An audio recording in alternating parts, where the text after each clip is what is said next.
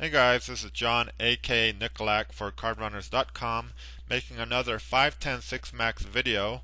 And today I'm playing across two different sites, three tables on Full Tilt Poker and one table on PokerStars, which is located on table 4, the bottom right. At the time I was playing two other tables off to the side, just in case any of these tables broke up, I can bring it in to fill in. Now let's get to the action at hand. Top right, I like to c-bet this flop with King Jack after opening pre-flop. I'm just hoping to take it down right here. And if I get called, I do have some cards I can fall back on, notably a king or a jack. So it's always nice to have 6 outs. Now on the turn here, his range could possibly be hands like 5-6, pocket pairs that would normally fold to another turn bet. The ace is always a great card to barrel. So I do like to bet here again.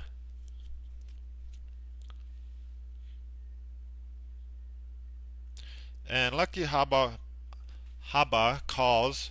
Now on the river, I do end up giving up here because I don't think that's a really good spot to triple barrel or bluff the river, because I think his range now is weighted towards ace queen, ace jack type hands that he would probably call the river with, or possibly a straight 6-5 or 4-5 suited that he called pre-flop, or pocket fives even.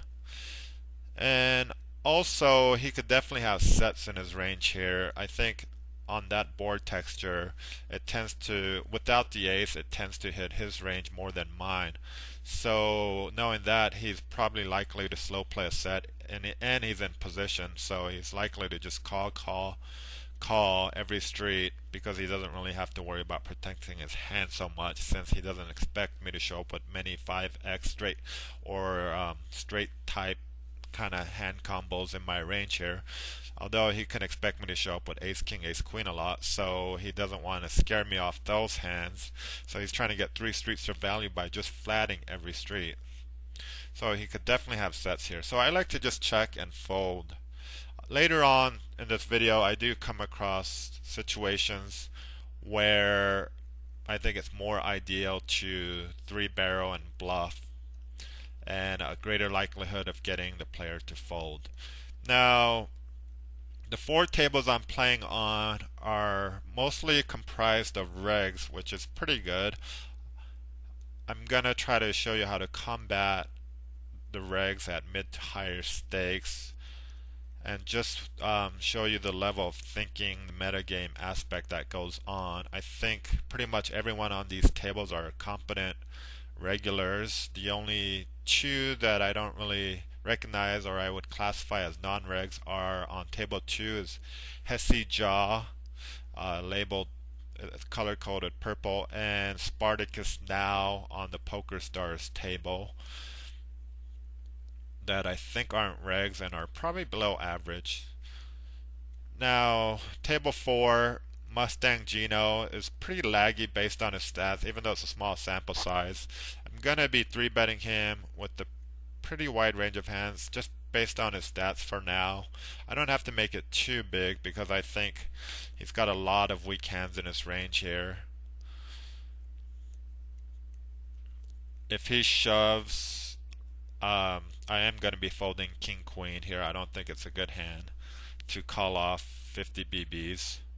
He's going to show up with ace high type hands a lot, which is about a 3-2 favorite, so it's a negative EV spot for me.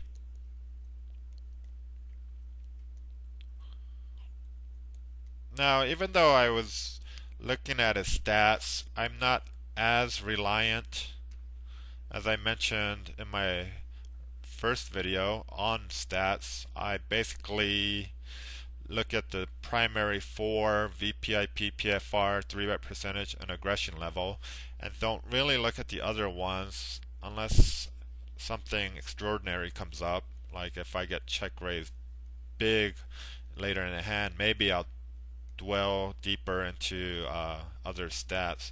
But other than that, I'm not one to rely making my decisions purely on my HUD stats. On table 2, I like to open with queen 10 and get raised, and I think I just have to fold that. On table 3, I'm not going to try to pronounce his name. It's filled with all kinds of letters and numbers. That's totally random. So I like to just 3-bet with ace 10 suited, which is a pretty good hand to 3-bet in this spot against a regular like himself. You'll notice he's on a couple of tables that I'm playing. And I flop really well. I pretty much crushed the deck with top pair and the nut flush draw. I don't think I have to bet too much here. I think about half the pot is fine.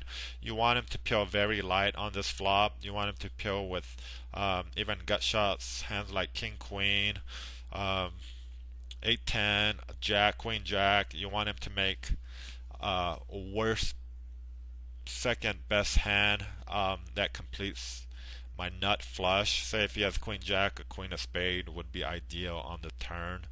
Or if he has queen 10, king of spade, 8 of spades are all nice cards. So you don't want to blow him off the hand here. I know some people might think, well, I have top pair, nut flush draw. I want to protect this hand when the pot now. It's so good, and they bomb it and pot it. And that's not the right way to go about it. You want to make a bet which you think has the most EV over the long run. And I think about a half pot bet there is pretty ideal.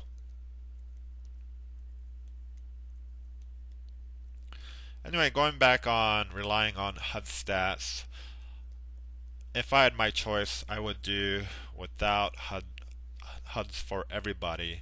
I think playing based on feel, instinct, experience, note taking, your history with your opponents is enough information to make good decisions in hands. On table 4, I like to just check and pretty much give up. Spartacus now, as I said, is somewhat of a looser, bad player, and it's harder to bluff somebody like that. And if I bet, I'm essentially bluffing. If he's got a hand like sevens or worse, he's just probably going to check it down too, and I'll just try to win and chill down with the 2 8s. I don't think he's folding any better if I bet with 8s there.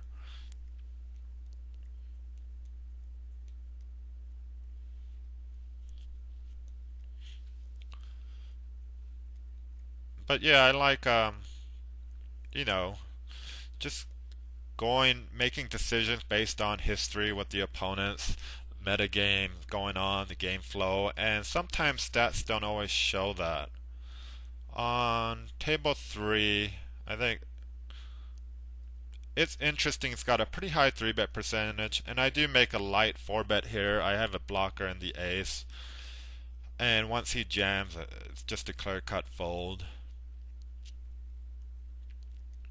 Now at least he knows that I'm capable of 4-betting light. So next time I'll be aware of that, and I'll try to have a hand that I am going to go with when I do 4-bet. I think that's part of the game flow aspect of trying to set other regulars up. I'm sure he makes a note of that I 4-bet fold. On table 4, I elect to just flat with king jack against Mustang Gino. I know I said I would 3-bet him most of the time, but here I made an exception. I think just because I left FTP on my left doesn't have a really high 3-bet percentage, so I don't have to be too concerned about him squeezing. 7 is about average, I guess, for a reg at these stakes. 3-bet percentage. Now, I'm just hoping to win in showdown with king jack here. Although I don't think it's likely. I think one of my opponents could have a queen that they turn, like queen 10, king queen, or a bad ace. Now, at the time, I had a couple of other hands going on the other tables, and I overlooked this hand with king jack when Mustang Gino bet 60. I think that's kind of like a value bet from a mediocre hand like ace 10, maybe ace 8, something like that. So I didn't really think too much about it, just assumed my hand was no good, which it probably is. But I did leave some money out on the table, some equity on the table on that hand, believe it or not. I think, let me back it up a little bit. I think the best play here, believe it or not, is to actually check raise to 350, 400. Notice Mustang Gino has about 400, so that would be for almost his entire stack. Just for the fact that he can't show up with big hands here because he checked back the turn. The best hand he can show up with is two pair on the river, 5-7 or ace-7, something like that. And with those hands, I don't think he bets a little under half the pot like he did here. So I think he shows up at best a hand like ace-10, which you can get him off by check raising here. I can credibly rep a slow played king-10 that I peeled with on the flop. Normally I probably wouldn't peel with that hand, but he doesn't know that. In his eyes, I think he can actually put me on a big hand here, a hand like king 10 or maybe ace 7 that I'm going for a check raise with on the river, and knowing that he probably doesn't have really good hands, his range isn't that strong here, I think I can get him to fold a high percentage of time, and having the king as a blocker against king 10 I think is ideal and makes the play even more better. So the one mistake I made in this video I felt was not check raising the river here. Just because I think Mustang Gino folds a high percentage of the time. And I don't really have to worry about ILF FTP just because he checked the turn and river, so I can expect him to fold pretty much all the time.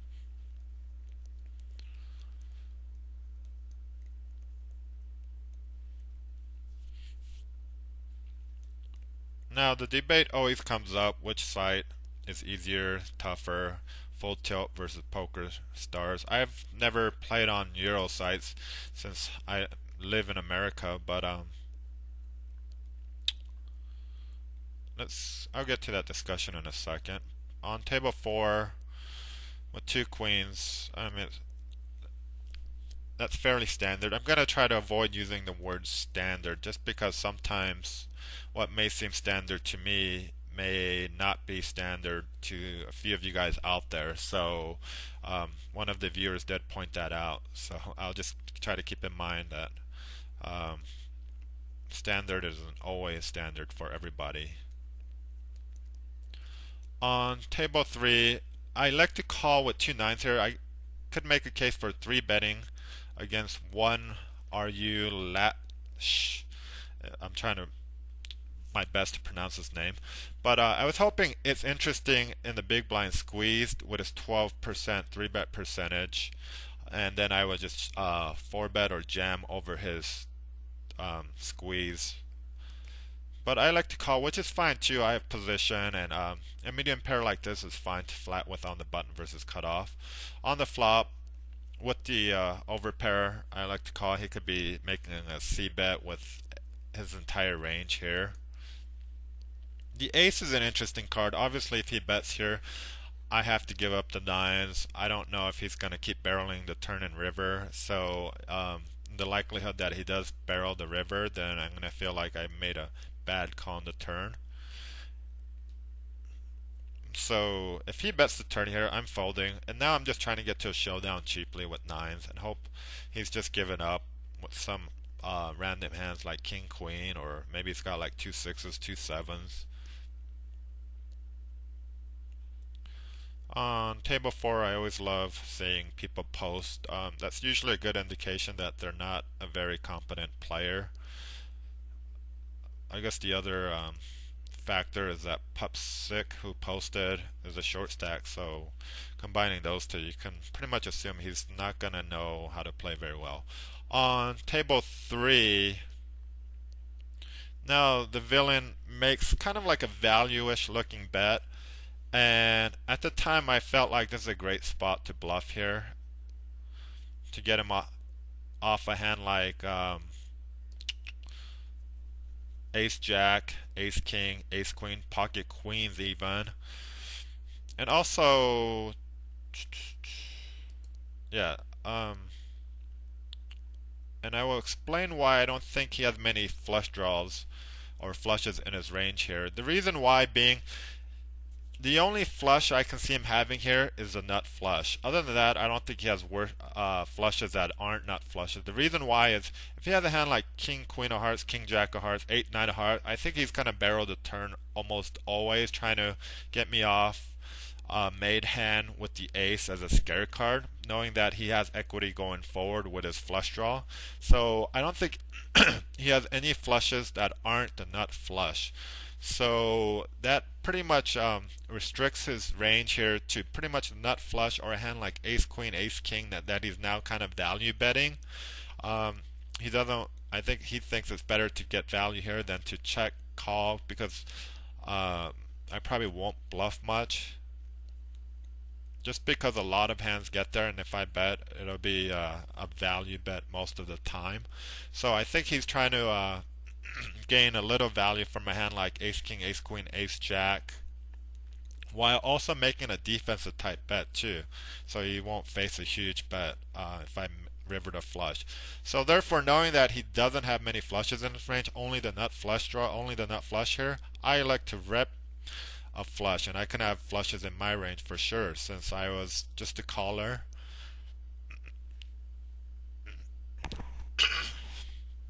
On table 4 against Mustang Gino, since he only had about 50 BBs, it is a pretty wet board. With someone that had 100 BBs or more, I would approach this flop a lot more cautiously, maybe just flat the check raise. But seeing Mustang Gino only have about 25-30 BBs left, I like to just put him all in. His range could be anything from pocket pairs to flush draws, straight draws. I mean, obviously he could have me beat. On table 3, I was able to, I think, bluff with the nines. There's a small likelihood he might have not had anything, but I don't think calling is a very good option. I think he shows up with an ace x, big ace a lot of the times, maybe in a hand as good as a set of queens sometimes. So by raising, I can rep the flush credibly, and I got him to lay down whatever hand he may have had. So I think folding is pretty good there, but raise bluffing is probably the best, just for the reasons I mentioned, that he can't have many non-nut flushes in his range there.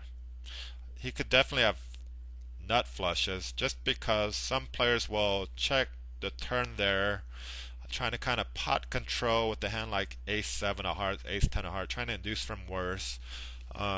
While they don't want to get raised if they have top pair with the nut flush draw. So I'm not discounting the nut flush there in his range.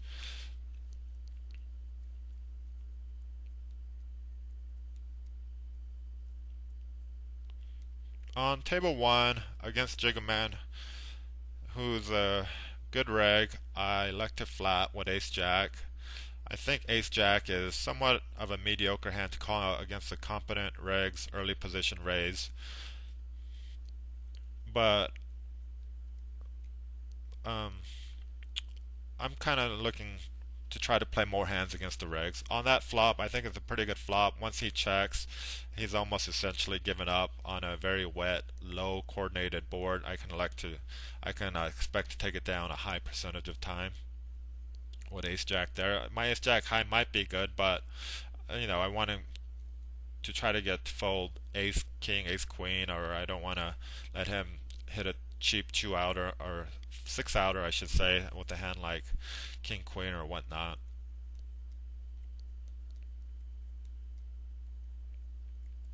I guess I had lost with the queens versus jacks on the bottom right against Mustang Gino. That might be a reason why I don't play on stars as much. I just run like dirt on that site. I'm actually kind of kidding about that. I don't really think one site is rigged, the other is not. Although sometimes it feels like that, and some people will make that claim that one side is rigged. I've heard it from both sides. Actually, the player on my left, I left FTP, probably will make a claim that full tilt is rigged or something of that nature to an extent. It's a pretty clever avatar, I would say. Screen name and avatar. I don't really have. Well, that is weird. I do have 1.4k hands with him. I don't recognize him really from playing with them. On table 2, I like to just flat. I think it's a decent spot to 3-bet with 9s as well. But I think it's okay to mix it up with medium pocket pairs there. And obviously, once I flop top set on a pretty wet board, a monotone flop, I think it's just good to check raise for protection and value. Obviously, I'm willing to get it all in on this flop. And Victor Jensen is another good reg. On every full tilt table, I think now I'm playing against 5 other regs, which makes for obviously they're not good tables, but I think it's good to show how to play against a table full of regs, even though you feel like the EV of playing on those tables might not be good at the moment, but it actually goes a long ways towards improving your game. Playing against a bunch of regs, a table's filled full of regs, you get to see the game flow, the interesting dynamics that go on, the metagame that go on, since everyone's thinking at a pretty high level.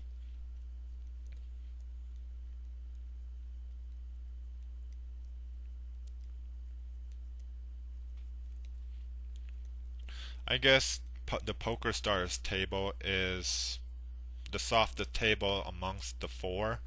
I'm not implying that Poker Stars is easier, but based on the tables right now, I see Spartacus now, who's not very good. Pupskit, the short stack, I assume is not good. And I believe Yi01, who's been sitting out the whole time. If I remember right, I don't think he's that competent. So based on that, the Poker Stars table is definitely the easiest table amongst the 4, with the full tilt tables having all regs on each tables.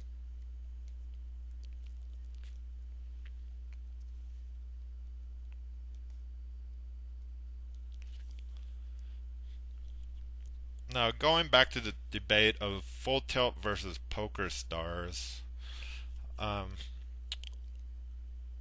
the reason why I've played mostly on full tilt over the years, I've been playing on full tilt since they first started up.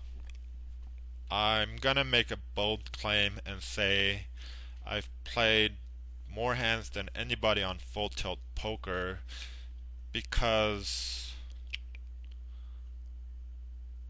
I've been playing full time on it and been mass multi-tabling 12 to 16 tables. 16 tables for the longest time up to this year when I cut down to 12 since the games were getting a little tougher so I can focus a little more. It sounds funny saying that I'm focusing on 12 tables, which seems like a lot to most people. But I do feel like I've played more hands than anybody on full tilt just because I've been around since full tilt started up, and I started playing on numerous tables on full tilt ever since day 1. And it's basically playing on full tilt's been my full-time job. On table 1, I get 3-bet. We're fairly deep, about 150, 160 BBs deep, so I think calling with 5s here is pretty standard in position. I kind of like this flop just because it's kind of coordinated towards the 5s that I have. So even though he makes a c-bet here of a little over half the pot, I think flatting here is pretty much ideal just because that he could be c-betting with his entire range with 2 overs or whatnot. So I have to peel once, but I like having the 3-4 on the flop because it gives me options later on in the hand. If the turn's a deuce, 5, 6, or a 7, I could almost take the pot away from him just because I think I could credibly rep some sets or straights in my range just because I have 2 of the 5s, so they're blocked, so he's less likely to have those hands, while having the 5s helps my range. If a deuce 5, or obviously if a 5 turns, I'm gonna jam, expect to have the best hand. If a deuce 6 or a 7 turns, I think when he bets the turn, I am gonna jam as well, just because I can rep a hand like 5-6, ace 5 that I was peeling with once. On table 2, king 7 suited is not strong enough to defend, so I like to just fold. But unfortunately, the turn is a 10 on table 1, so I just end up folding. But again, If the turn was a deuce, six, or seven, I would jam this turn here for 1,000 more to him. I think he's folding most of his range here. I think aces, kings, queens are folding a high percentage of time. My hand looks like a made straight or sets. Definitely, I don't think he's going to have pocket fours or threes in his range. Why could have those hands? He could have pocket jacks, but that's probably just like the only hand that I can see him calling 100% of the time with if I jam the turn. So therefore, I like jamming the turn if the turn was a deuce, six, or a seven. Even an ace on the turn is pretty interesting in the fact that if I jam a turn ace, my hand looks so strong in his eyes that I'm willing to jam an ace when the ace seems to hit his range more. So he's got to be thinking exactly what I just said. Well, the ace hits my range, yet Nicolak is jamming, so he must have aces up or a set, and he's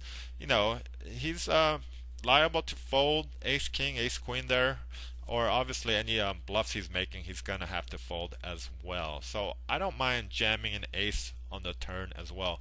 I always have the deuce or the five to fall back on, which is some equity that can't be discounted. So again, the flop texture was pretty good for my fives, even though it didn't hit my set, just because a lot of turns, not a lot, but an ace, deuce, six, or a seven are cards where I can jam the turn and expect to get a fold a pretty good amount of time. And even if he does call, I always have six outs to fall back on. The straight cards plus my two outer for a set, which isn't too bad. Um, you know, it's better than having two outs to fall back on. On table four, I like to just donk against two players. Spartacus now open limped in the cutoff, and I did flop top two. And I think I potted, or I near potted 25 into a $28 pot, if I remember correctly. And I like donking here just because if you check raise the flop, it looks so strong, and you'll probably get a random 10x hand or gut shot straights to fold. I like trying to get paid off to multiple streets here. So by donking, your range is wider, and you may get called fairly lighter. They may put you on 10-9, Jack-10 type hands, and you'll get called by better tens or guys that are peeling ones with gut shots. So just donking out of position, and then obviously when the ace turns, it's a little concerning, but I don't think Spartacus now has many aces in his range just because he open limped in the cutoff. Sure, he could have a hand like ace 8. Kind of less likely with me having an 8 in my hand. You could have a hand like pocket fours. Obviously, if he does raise the turn, I am gonna probably call and evaluate the river. If he pots the river, then depends on my read of him at the time. I'd probably lean toward folding, but if he bets like 2/3 a pot or whatnot, I'll probably lean toward calling against him. But I think he's been playing pretty straightforward post flop, though. He's a Fisher type player. He hasn't been getting out of line too much.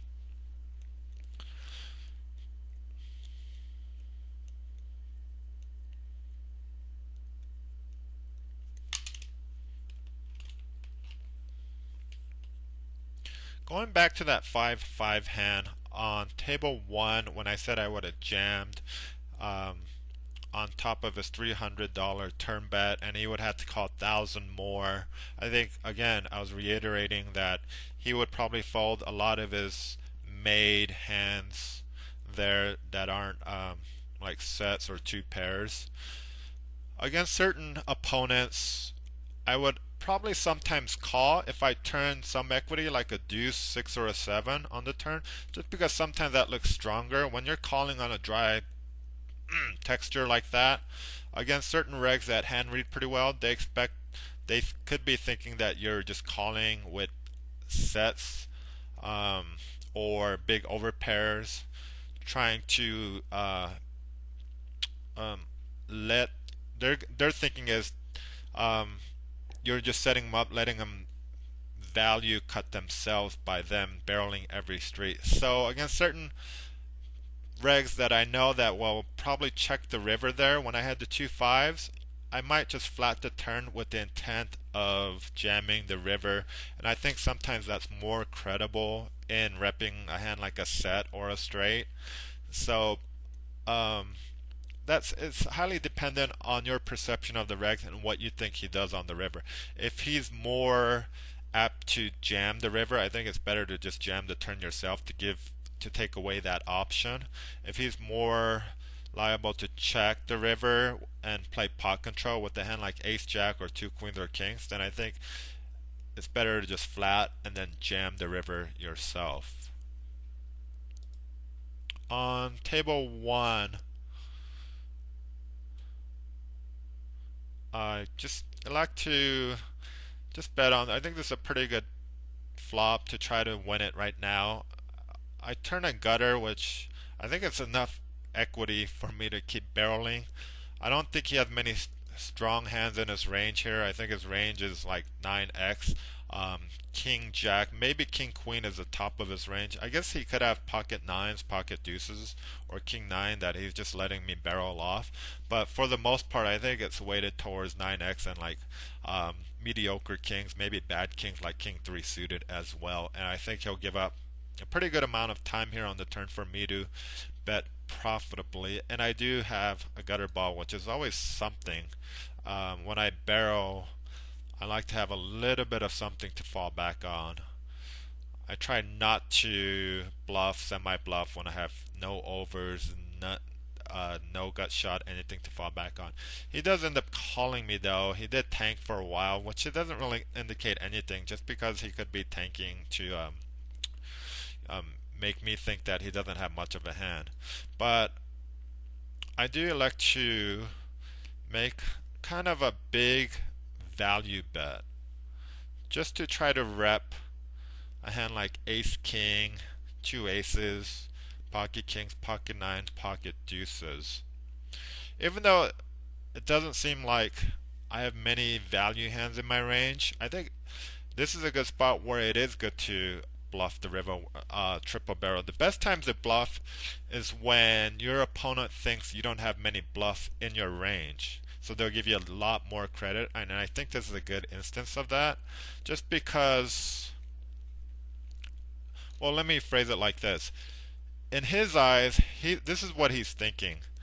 I raise pre-flop, I c-bet the flop, and if he has a hand like King Jack, let's say he has King Jack, he's thinking I'm just making a standard c-bet on a king high dry flops.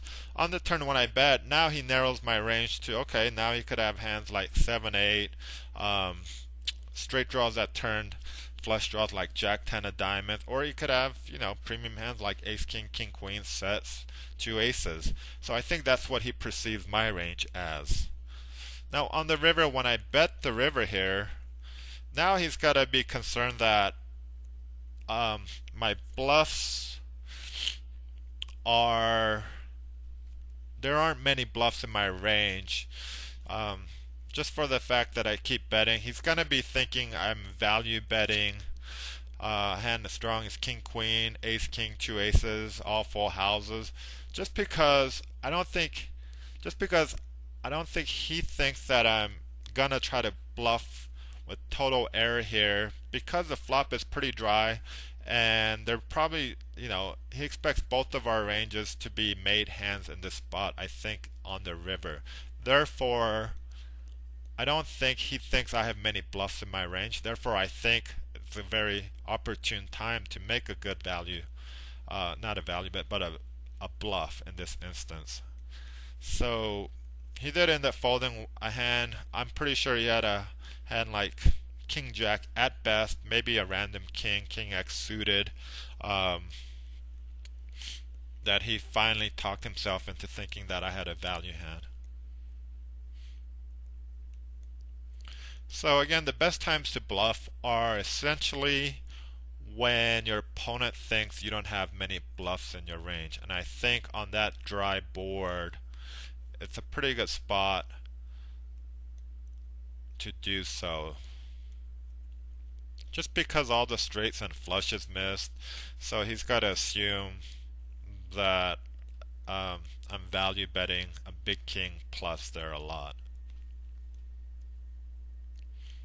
Again, Tent 481. I think he's a reg, somewhat of a reg. I do have 800 hands on him. So I assume he hand reads, and for those reasons, I did bluff the river. Obviously, against bad hand readers or players that only play their hands, only see their king jack, king queen, king 10 type of hand, they're more apt to call, and I'm more less likely to triple barrel there. I might just give up the turn against bad players there.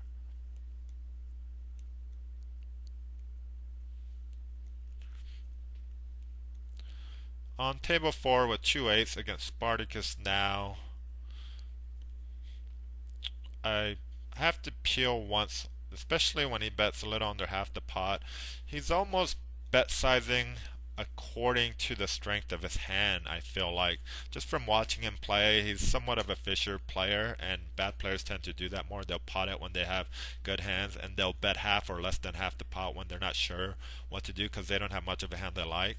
On the turn here, I had no need to bet more than I did. A little over, about half the pot, a little over half the pot. I just think he's given up, but I want to protect my hand against 2 overs, which is pretty vulnerable. So just want to fold his hand right there and then.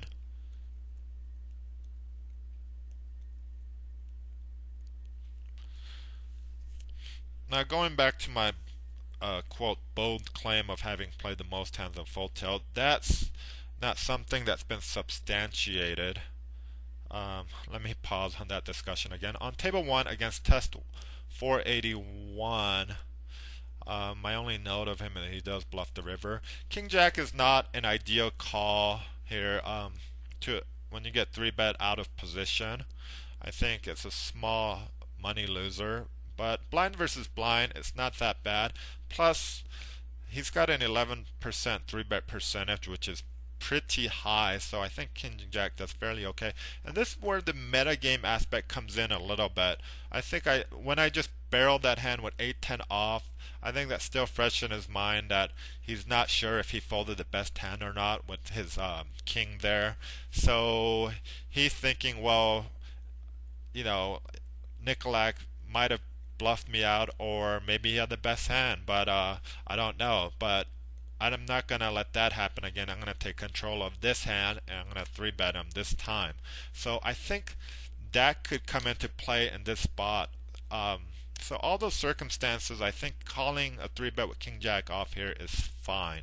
I think this is one of those instances where you can kind of rely on the metagame and the history you have with your opponent. I do flop pretty good, and I think checking the flop obviously is the best play to go, hoping he bets, and I'm pretty much turning my hand into a made bluff catcher type of hand. And he does check the flop and turn. Now I think I can safely bet for value, hope I get paid off by hand like, a worse jack that he may have been pot controlling all the way with. But he probably is going to fold most of the time. I think a lot of times he's just going to have like 2 7s, 2 8s, and obviously he can't call the river. But just in case, I'm going to throw out a value bet if he gets a little frisky, or if he's still reeling from the other hand when I bluffed him, when he laid down what was possibly a King X type hand. But now you can understand some of the metagame aspects that come into it, the logic behind some of my plays, calling a 3-bet there with King Jack off out of position, just for the fact that, besides his high 3-bet percentage, the fact that I think he could be thinking, well, I'm going to take control of this hand, this pot. Last time I just called and Nicolak barreled every street, and I don't know if I folded the best hand or not, but I'm not going to let that happen this time. So I think I referred to that in my first video, of trying to stay one level of thinking ahead of your opponent. Granted, maybe he wasn't thinking that. Maybe he was just playing 2 8s, 2 9s like that, which is his standard play. But you'd have to put some weight into the what happened in the past and the history with your particular opponent. On table 1 against Yu Jin Zhu, I like to just try to win on the flop. I think based on his stats, his aggression is 4. It's pretty high, and his short stack. I think he's just playing fit or fold. He's just uh, raise or folding here a lot, so it makes my hand easy to play, even though I have almost net equity. So I like to just bet. It's not a very good flop to c bet 9-7-3. It doesn't hit anything of my range, or it doesn't hit my hand, but it could hit my opponent's range. But based on my opponent's stats and tendencies and my perception, I think he's just 3-bet folding there all the time. So I like c-betting there, trying to win it there. On table 3, against it's interesting. Remember, I 4-bet folded. Now I'm hoping he remembers that and jams again.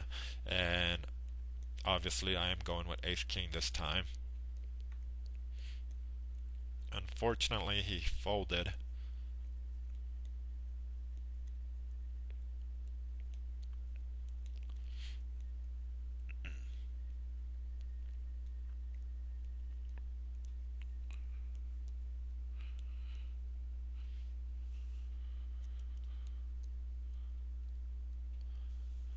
So yeah, going back to my discussion of who's played the most hands on online poker.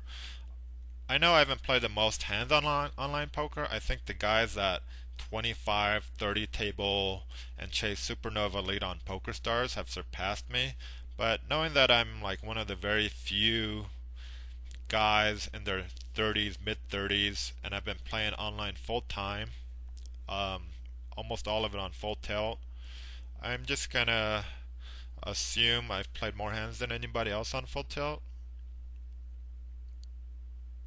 And if there's someone that thinks that they can dispute that claim, feel free to let me know, and I will happily give up that title for whatever it's worth. On table 2, Jigga Man, who's a very good reg, c-bets the ace high flop. Obviously, it's a very bad turn card for me, completing everything flushes, straights. I don't really like doing anything here but fold if he bets, just because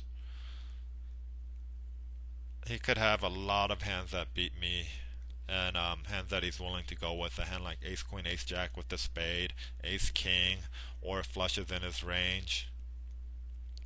And with me having the ace of diamonds, I mean, yeah, he could have better aces, but I have no diamonds in my hand, so he could definitely have flushes in his range. On table 4, I initially wanted to 3-bet and isolate Mustang Gino, just because I felt like he's playing a lot of hands and ace jack suited rates to be ahead of his range. But once I saw Spartacus now was still left to act behind, I just flatted, hoping that he'd come along for the ride. He did end up 3-betting though, and again flatting with ace jack suited. Plays pretty well, multi-way in position, flatted again. I don't try to get out of line against bad players, so true to form, I just fold the ace jack suited. Plus, like I said, I don't think he's been really getting out of line. He's pretty much playing his hand. Once he makes a small 3-bet out of position like that, they're always never showing up with bad hands. They're showing up with ace king, 2 queens type hands like that.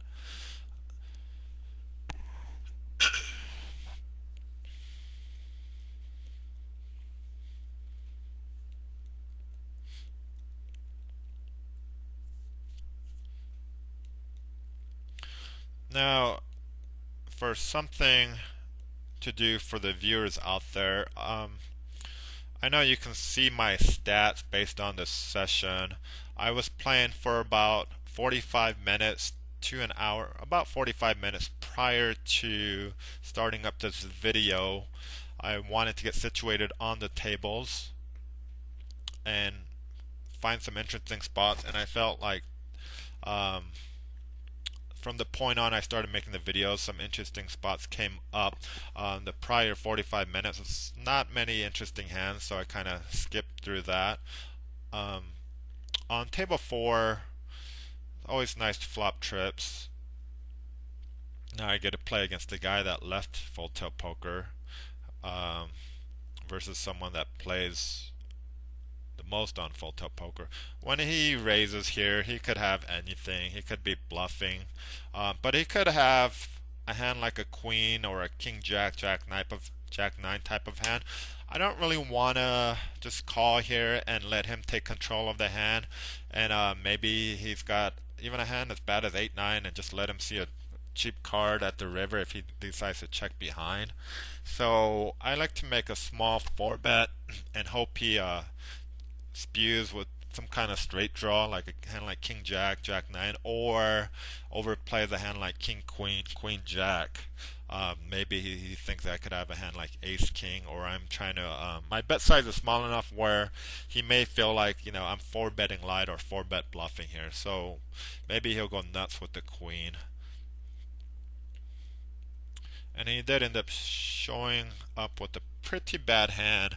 I'm not sure why he would call a raise with 10-3 off. Even though he's in position, it's a pretty bad hand, to say the least. Speaking of the debate of which side is tougher, based on seeing that, I left FTP. He's going to tilt the balance of the toughness of the games towards full tilt after seeing that play. He's actually on a couple of my other 5-10 tables on PokerStars off to the side. So if someone like that left FTP and now plays primarily on stars and multiple 5-10 tables, I'm going to say stars 5-10 games are a little tougher with that guy on the tables. I mean, calling a raise with 10-3 off, I mean, what regular does that? Yeah, come back to full tilt, please. On table 2, oops, I accidentally pressed the back button. Let me find that out.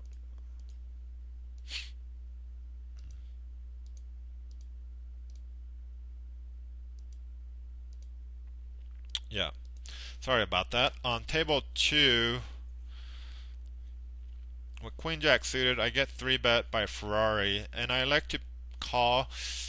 It's a questionable call, even though it looks really nice, Queen Jack suited, but against good regs, even though you're in position, and I did open early position, I don't think it's that profitable. I see nothing wrong with folding Queen Jack suited there. It's tough to play in a re-raise pot for sure. You get dominated a lot, and against regulars, they can make your post-flop decisions a lot tougher.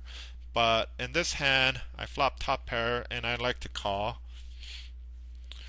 On the turn, he ends up checking, and if I bet here, I'm always going with this hand.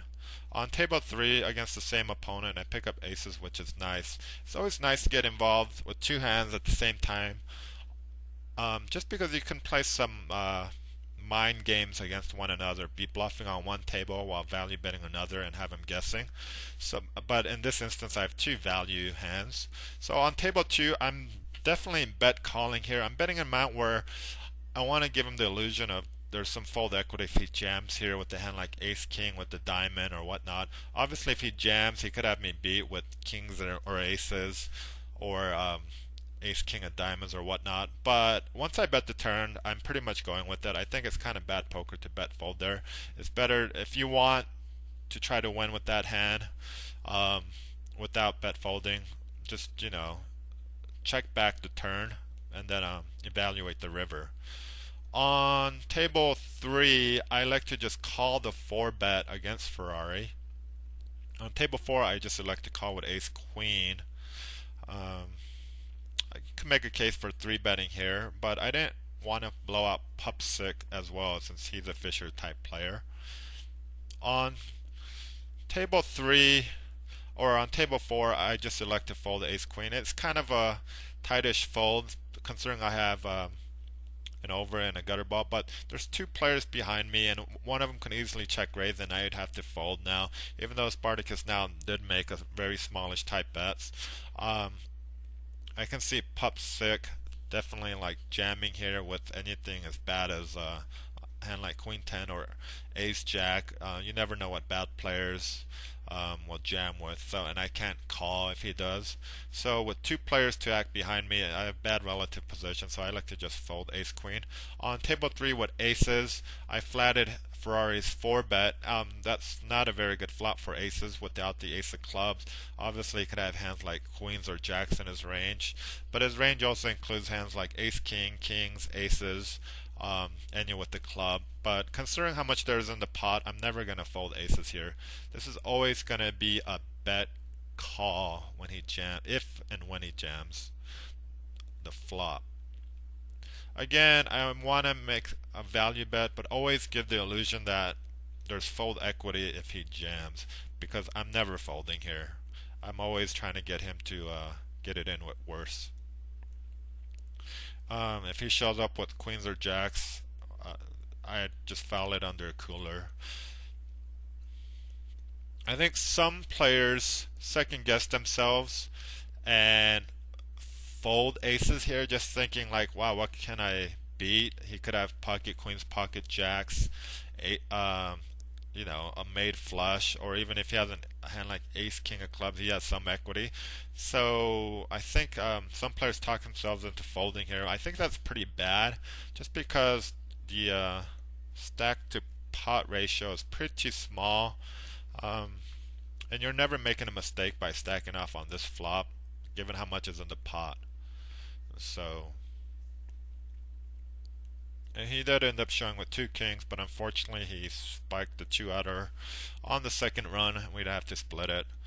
At the end of this video, I am gonna give a quick snapshot of my hem and my graph, just to see how my stats panned out, and how I ran overall. Just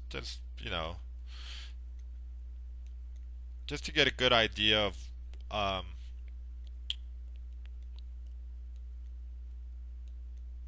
maybe kind of into my game, but also that playing a lot of hands at these stakes could be profitable, even though so far my results haven't been very good in this actual session.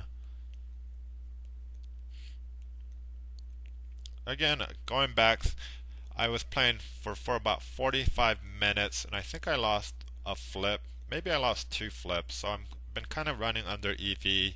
I think it's carried over to this session.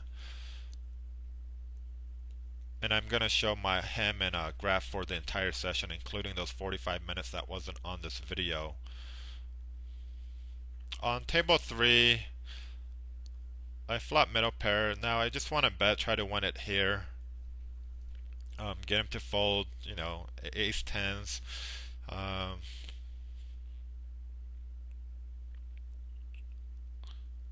Just for value and protection.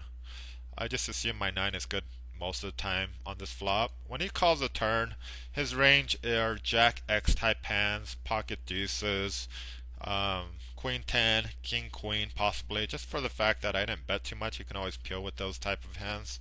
8-10 suited maybe. So I do like to bet again to get him to fold better 9s actually. You could have a hand like 9-10, ace-9 that he's peeling once with, or a hand like king queen where I want him to charge him for his draw. If he has a jack, so be it. I'm usually going to give up on the river. I'll usually check fold the river, but the 10 brings an interesting situation up. If he has a hand like queen 10 or 8-10, which is definitely in his range, my 9s are no longer good. So I actually like betting if that's the case, just because I don't think he's going to call with the 10 in his hand. If he has king queen, he's going to jam over me and I have to fold.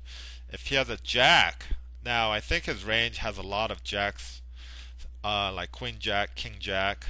If he has a jack, he's really hard pressed to call if I bet the river here, just because, again, it was a dry flop, dry turn card. The 10, if he has a hand like king jack, queen jack, the 10 doesn't really help him, but it could definitely help me if I was barreling king queen or a Jack 10 or 9-10 that he has to be concerned about, or if I was just barreling better than those hands. So again, this is kind of similar to the 8-10 hand in that the board is pretty dry, so I probably don't have many bluffs in my range. I, I could be turning Queen 10, 8-10 into a bluff. I think that's like the only hands that I think he sees that could be hands that I'm bluffing with here. So again, knowing that he thinks I don't have many bluffs in my range, I think this is a pretty good spot to bluff. And here I like to just pot it just because I could be credibly repping King Queen. I'm trying to get max value, hoping that he has a big hand like Jack 10 or a worse hand like, 7 8. Even I can have 7 8 here. I do have a 7 in my hand.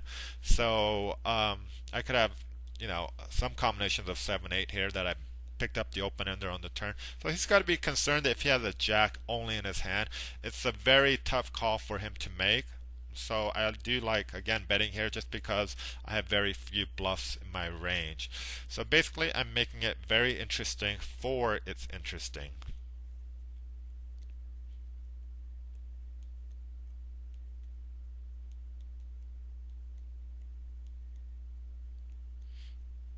And he does tank for a while, so that, leads me to believe he probably just has a jack, king jack, queen jack type of hand. And knowing that, I actually like my bet even more so because I think I'm gonna get a fold a high percentage of time. I think, betting pot, you only have to be right about, you know, about half the time, a little over half the time. If I bet a little under pot, then I'd have to be only right about half the time. And I think he's going to fold more than 50% of the time.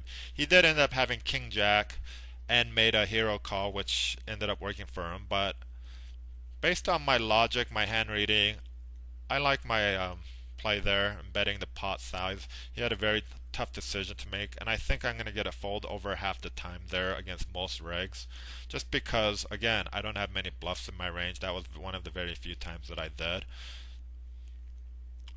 And I do make a note of that just so if it comes up in the future, maybe I won't bluff him again. Maybe I will, but it'll depend on game flow and dynamics at the time. But I'll be aware of the fact that he knows that I did bluff without much of a hand against him.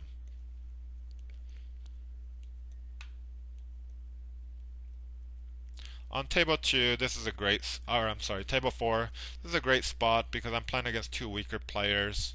I flop pretty big combo draw. Again, against bad players, I don't like to get too much out of line. Even though I have a very good combo draw and Spartacus now's bet sizing indicates weakness, I like to just flat because I don't mind pup 6 peeling here, making it a multi-way pot with my combo draw. On the turn here, I think I could have actually made a check raise and bet the river and got him to fold a wide range. But again, I like to just try to see the river card cheaply. I think obviously the river is a great card. I'm hoping he bets his ace, hopefully he has an ace, and I'm going to put in a big check raise. I think leading the river is kind of bad because he's never going to call with hands that aren't straights, with the 2, 3, 4, 5 out there. So I'm hoping he has 2 6s, or most likely like an ace king type of hand, 2 aces type hand he bets. And if I check raise, knowing that he's somewhat of a Fisher type player, he's probably going to call me more often than like per se a reg would.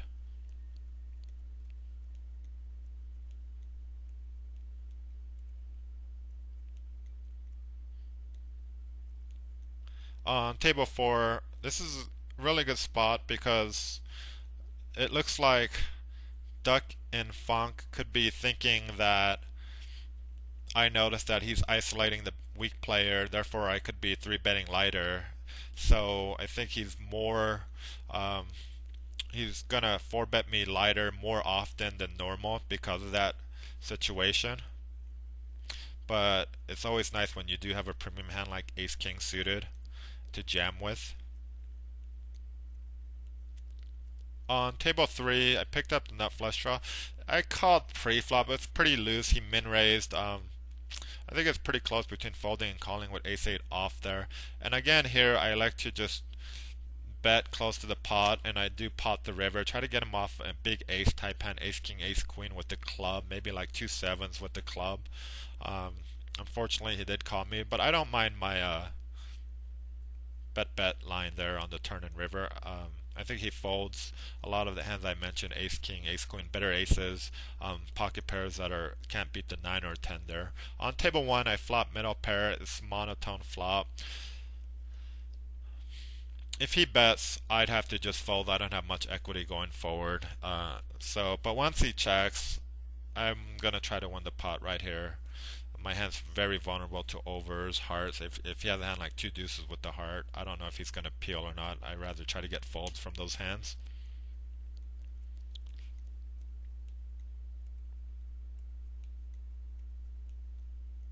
On table 4, against Spartacus now, I think raising is best here. With he could be leading. Again, he's small bet sizing.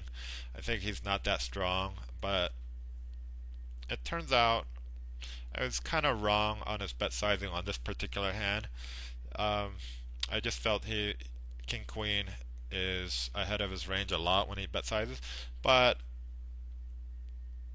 the way I played it is fine, just because he had about 45-50 BBs, I think. So getting it all in with top pair, good kicker, gut shot, it's fine. Even though he did have better hand than me in that spot. This is the one time I think the entire session I did actually suck out. On table 1, I like flatting once with ace queen there, but I elected to just fold. I think calling once is my preferable choice and seeing what he does on the turn, because ace queen could be the best hand on a king 6-3 rainbow flop there a lot. I'm gonna wrap this session up and just show you my hem and my graph so you guys can feel sorry for me. No, seriously, just to see how like a 5-10 session, a typical 5-10 session that I play, how it goes and how my stats lie sometimes. I think for the most part, actually I am happy with the way I played in this session. I felt like I made almost no mistakes. The only mistake I felt I made was the king jack hand when I didn't check raise bluff the river with third pair. I think I get a fold a high percentage of the time that time, as I explained earlier. Other than that, that's not even really a mistake. It's just a spot where I think it's profitable to check raise, and I missed out on that spot. I think it's good to try to find situations like that where, even though it seems like the standard is to just fold third pair, but based on the actual hand and how it played out, it might be better to actually raise. It might be a more plus EV spot. So that was more plus EV spot to raise with king jack on that ace queen jack XX board. Also, the nines hand when I raised bluff, essentially bluffing with my nines to rep a flush. Again, I explained why I thought he didn't have many flushes in his range, so I thought I can get a fold a pretty good percentage of the time, and I was able to exploit that and notice that in that spot. So I wrap up this session, and I did end up losing.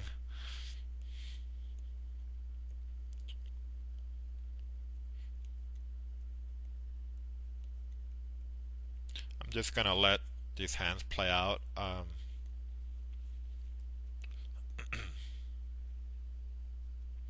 Also, after my first video, I went on vacation to Arkansas for a couple of weeks, a couple of days after the video came out, so I didn't get to the back end of questions and comments some of you guys may have left. This time around, I won't be going anywhere, so feel free to leave comments and questions, and I will answer all of them in time. And I appreciate any feedback you guys may have, even criticism. I welcome all those. I'm looking forward to improving my video making skills and my teaching skills as well.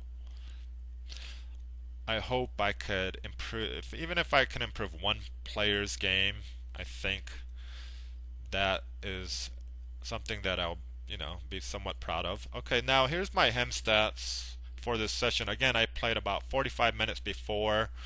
As you can see, I ran a little over 3 buy-ins below EV. It always sucks to run that much below EV. I played pretty laggy. I think I was playing three-handed for about half an hour on one of the tables. So that probably bumped up my VPIP PFR 3-bet stats a little. Not too much though. I don't usually play this laggy aggressive, 31, 25, 10% 3-bet percentage. But it just shows that, even if you play really loose and aggressive, as long as you're playing under control and have logic and good sound reasoning behind every play, you should show a profit in the long run. I think I was supposed to show a profit in this session of 2100. I did end up losing 1200. I went to showdown percentage. It's kind of low, 21%. So maybe I can find some areas where I could have seen a little more showdowns.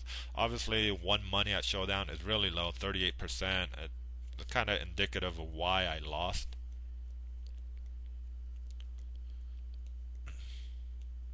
And the graph for this session, it kind of hurts to look at it, but my non-showdown line is fairly, almost at zero, which is fine. And even though I lost 1200, I'm pretty happy with the way I played overall.